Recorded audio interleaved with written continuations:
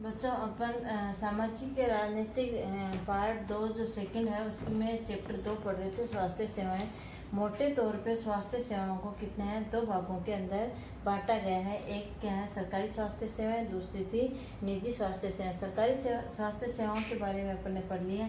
आज अपन पढ़ते हैं निजी स्वास्थ्य सेवाएं। ठीक है, निजी स्वास्थ्य सेवाएं, नाम से पता चल रहा है जो निजी क्षेत्र की जो सेवाएं हैं, है ना, उनको क्या कहते हैं, जो सरकारी स्तर पर ना होकर के और स्वयं के द्वारा चलाई गई किसी व्यक्ति या संगठन के द्वारा जो सेवाएं दी जाती हैं वो क्या कहलाती हैं, निजी स्वास्थ्य सेवाएं कहलाती हैं। तो इनकी सबसे पहले निजी स्वास्थ्य सेवाओं को किस प्रकार से परिभाषित करेंगे कि किसी व्यक्ति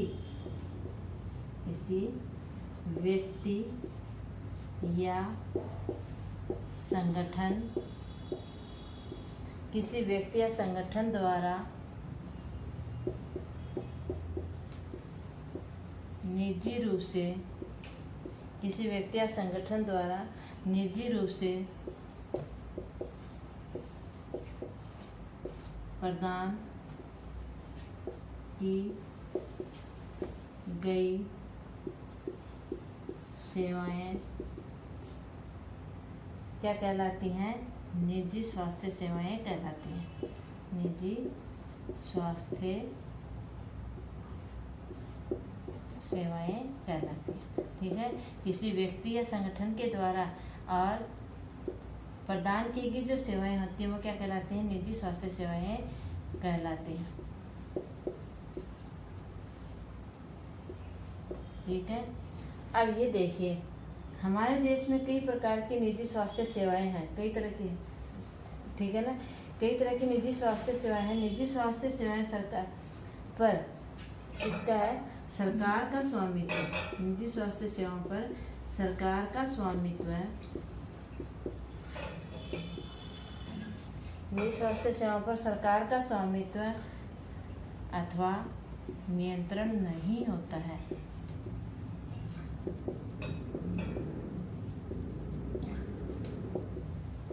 कुछ शर्तें होती हैं, उन शर्तों को अगर वो लागू करते हैं तो उनको वो स्वास्थ्य सेवाएं चलाने के लिए सरकार के द्वारा परमिशन दे दी जाती है, लेकिन उसका कोई स्वामित्व नहीं होता है और कोई उनका उसके ऊपर नियंत्रण नहीं होता है।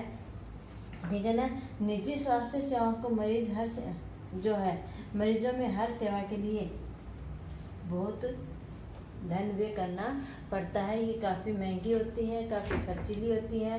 हर वर्ग का व्यक्ति इनको क्या नहीं कर पाता है, वहन नहीं कर पाता है, क्योंकि इनमें जो व्यक्ति अपने लाभ के लिए इन सेवाओं को प्रदान करता है, ज़्यादा से ज़्यादा वो क्या कमाना चाहता है, इन सेवाओं के माध्यम से लाभ कमाना चाहता है। इसलिए हर गरीब व्यक्ति है या हर नागरिक इन स्वास्थ्य सेवाओं को क्या नहीं कर सकता, वहन नहीं कर सकता।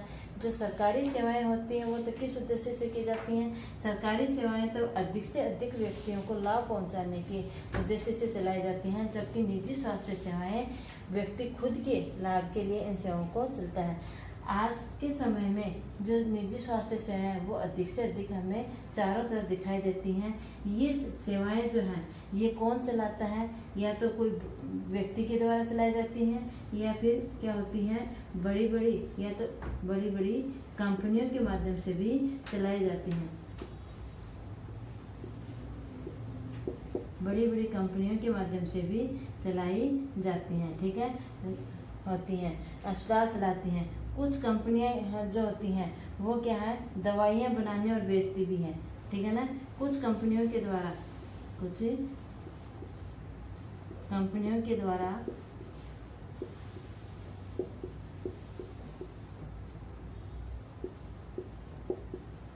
दवाइयाँ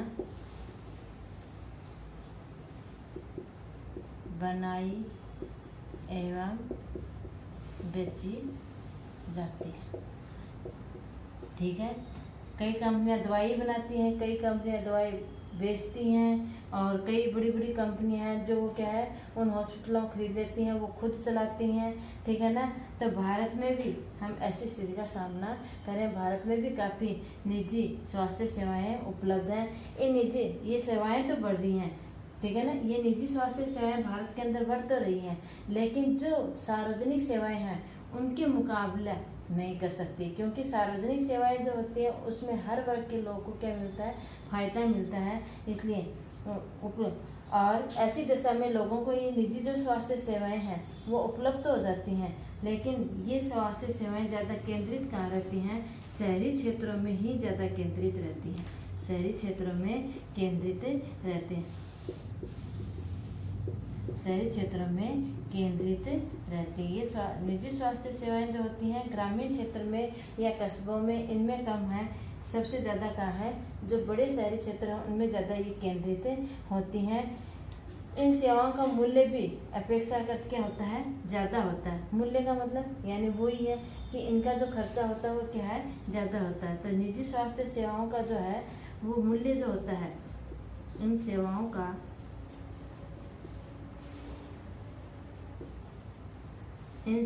का मूल्य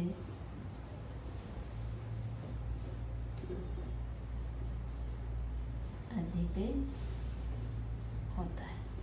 ठीक है, इन सेवाओं का मूल्य क्या होता है, अधिक होता है। दवाइयाँ क्या होती हैं, महंगी होती हैं। हर व्यक्ति इनको क्या है, दवाइयों को खरीद नहीं सकता। हमारे देश के लोगों में भी जो स्वास्थ्य की जो दशाएं हैं वो क्या नहीं है, अच्छी नहीं कही जा सकती, उनको अच्छी नहीं मानी जा सकती। ठीक है, और सरकार का ये दायित्व है कि अपने सब नागरिकों को, विशेषकर गरीब, सुविधाहीन और जो व्यक्ति हैं उनको गुणात्मक सेवाएं प्रदान करना ही सरकार का कर्तव्य होता है। ठीक है ना। निजी स्वास्थ्य सेवाएं जो हैं वो हर वर्ग का व्यक्ति वहन नहीं कर पाता, उनकी वो दवाइयाँ नहीं कर सकता, इलाज नहीं करवा सकता। ठीक है ना। तो इस प्रकार से ये क्या है, काफ़ी खर्चीली पद्धति होती है इसके अंदर। और हमारे देश में स्वास्थ्य सेवा है वो भी क्या है, स्वास्थ्य सेवाओं की दशा जो क्या है, अच्छी नहीं है। उसका कारण है कि यहाँ शिक्षा नहीं है, हर व्यक्ति अपने स्वास्थ्य के प्रति जागरूक नहीं है, उसको ज्ञान नहीं है, स्वच्छता का अभाव है। इससे बहुत सारे कारण जो होते हैं उनके कारण क्या है, हमारी स्वास्थ्य सेवाएं अच्छी नहीं है। ये सरकार का दायित्व होता है कि प्रत्येक वर्ग के व्यक्ति को, और क्या है, जो साधनहीन है, सुविधाहीन है, उन लोगों को गुणात्मक सेवाएं प्रदान करें ताकि लोगों का जीवन क्या है, सुधार सके। किसी देश की आर्थिक विकास में 3 बातें निर्भर करती हैं, शिक्षा, स्वास्थ्य सेवा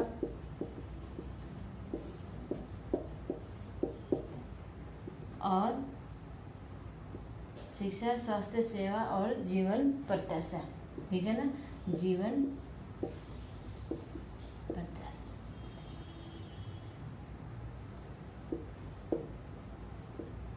जीवन प्रत्याशा ये निर्भर करती हैं। ठीक है ना। इस प्रकार से ये 3 चीज़ें निर्भर करती हैं। अगर व्यक्ति अच्छे से शिक्षित है तो अपने वो स्वास्थ्य के प्रति ध्यान देता है, और स्वास्थ्य के प्रति ध्यान देता है तो उसका जीवन अच्छे से कार्य कर पाता है, और जो आर्थिक विकास में क्या होती है, गति देती हैं। अब यहाँ पे आपकी बुक में तो उदाहरण दे रखे हैं कि स्वास्थ्य को लेकर के और किस प्रकार से मतलब क्या किया जाए ताकि स्वास्थ्य सेवाओं में क्या हो, सुधार हो। ऐसे क्या किन किन बातों को अपनाया जाए ताकि स्वास्थ्य सेवाओं में क्या हो सके, सुधार।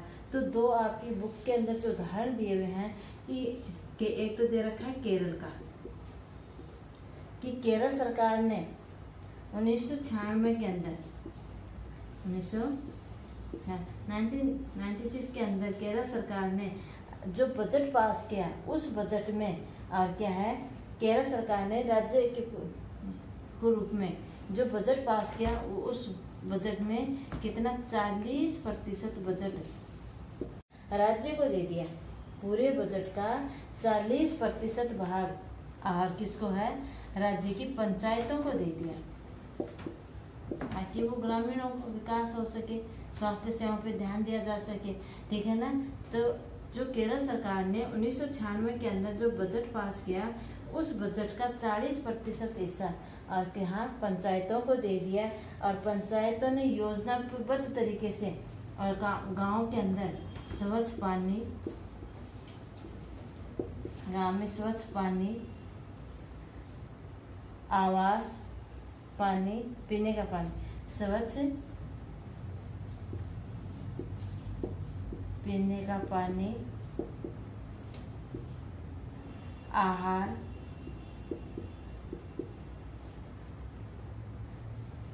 शिक्षा, महिला विकास,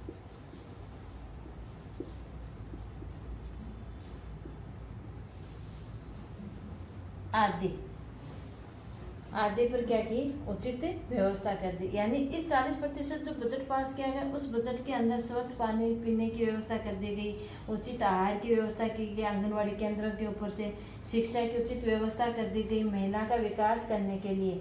लेकिन केंद्रों में सुधार तो हो गया, इसके बावजूद भी समस्या बनी रही, ठीक है ना। यानी केंद्रों में क्या कर दिया, सुधार तो हुआ इन चीज़ों से, उन पंचायतों केंद्र पे सुधार तो हुआ, लेकिन फिर भी समस्या बनी हुई। समस्या किसकी बनी रही, मेडिकल की, ठीक है ना। तो ये जो इसके बावजूद भी समस्या बनी रही, और वो समस्या क्या की थी, दवाइयों की कमी की,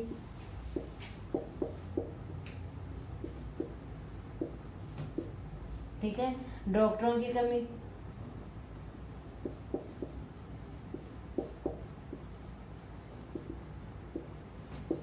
अस्पताल में पर्याप्त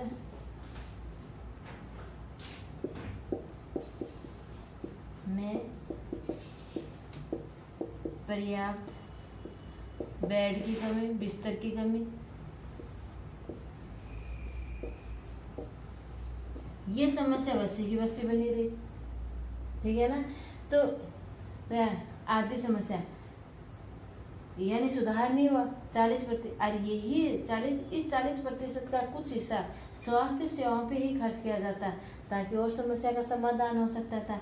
फिर ये तो उदाहरण ये दिया है कि 40% जो बजट दिया गया पंचायतों का, उस बजट का यहीं खर्च किया गया, यहाँ पे खर्च नहीं किया गया। तो ग्रामीण में स्वास्थ्य सेवा वैसे की वैसे जो लेकर जो समस्या थी वो वैसे की वैसे बनी रही। अब आपकी बुक में एक उदाहरण और दिया गया है, उसको देखो, दोनों की फिर अपन तुलना करते हैं कि किस प्रकार से इनमें सुधार लाया जा सकता है, ठीक है। दूसरा उदाहरण है कोस्टा रिका का, ठीक है। कोस्टा रिका क्या है, दक्षिण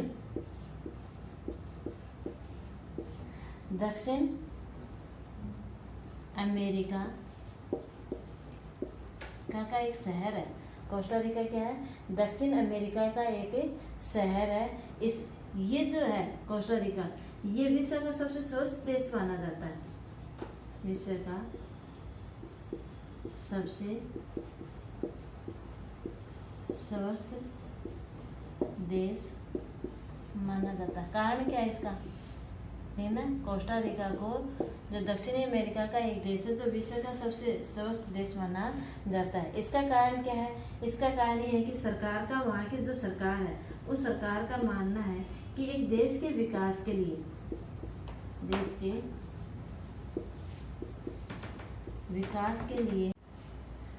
तो विश्व का जो है वो सबसे स्वस्थ देश माना जाता है। सरकार देश के विकास के लिए जो मानती है सबसे उचित तरीका, वो क्या मानती है कि सरकार देश के विकास के लिए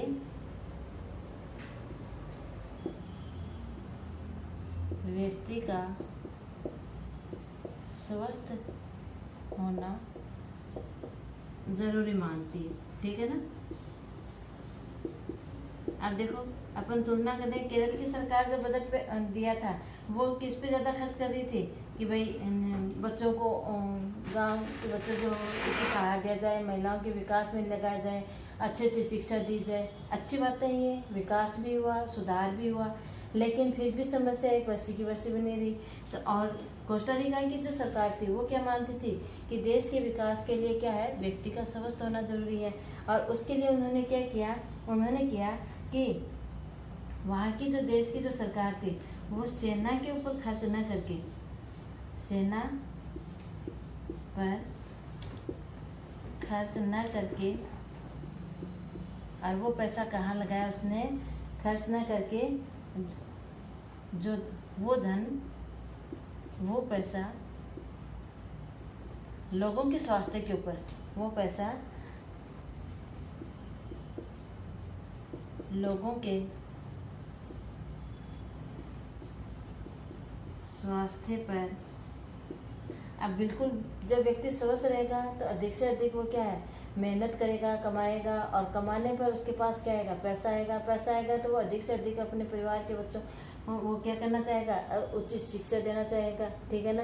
और ज़्यादा से ज़्यादा उचित तरीके के संसाधनों का वो प्रयोग करना चाहेगा।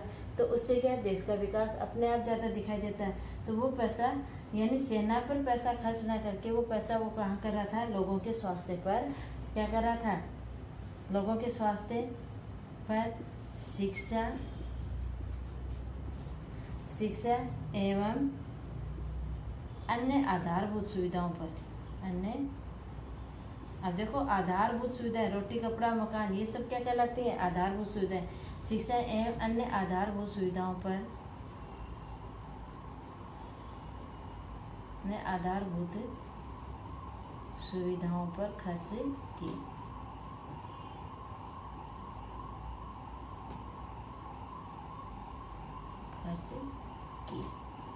ठीक है। तो ये तो थी कोस्टारिका की सरकार का मानना, और ऊपर क्या थी, केरल की सरकार का मानना, ठीक है ना।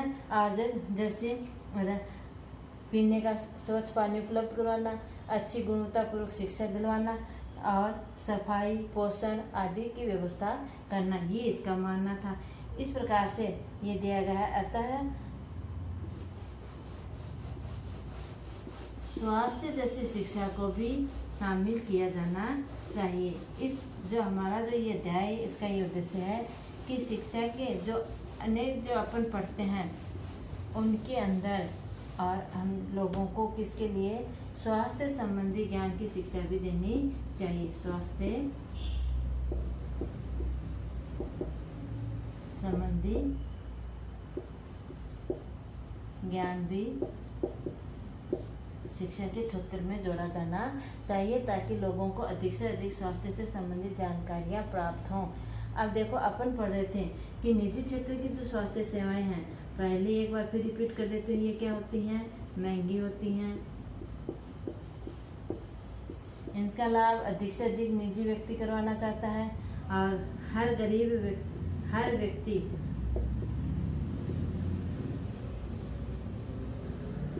इस सेवा को वहन नहीं कर सकता, ठीक है, वहन नहीं कर सकता, ठीक है। अब इसकी जो दवाइयाँ होती हैं, दवाइयाँ क्या होती हैं, महंगी होती हैं, दवाइयाँ महंगी होती हैं। कभी कभी निजी क्षेत्र के अंदर जो डॉक्टर होते हैं वो बिना किसी कारणवश के ही और अधिक दवाइयाँ लिख देते हैं, जो जिनकी जहाँ जांच करने की ज़रूरत नहीं होती है वो जांचें लिख देते हैं। तो इससे क्या होती है कि हर आदमी उनको वहन नहीं कर पाता है। तो इस प्रकार से अपन अपना ये जो चैप्टर स्वास्थ्य सेवाएं ये पूरा कंप्लीट होता है। अगर फिर भी आपको कहीं समझ में नहीं आए, इसमें दो ही बातें थी, एक सार्वजनिक स्वास्थ्य सेवाएं और दूसरी निजी स्वास्थ्य सेवाएं, उन दोनों में अंतर था, ठीक है। अब फिर भी आपको कहीं समझ में नहीं आया तो आप मुझे कमेंट बॉक्स में लिखकर पूछ सकते हो।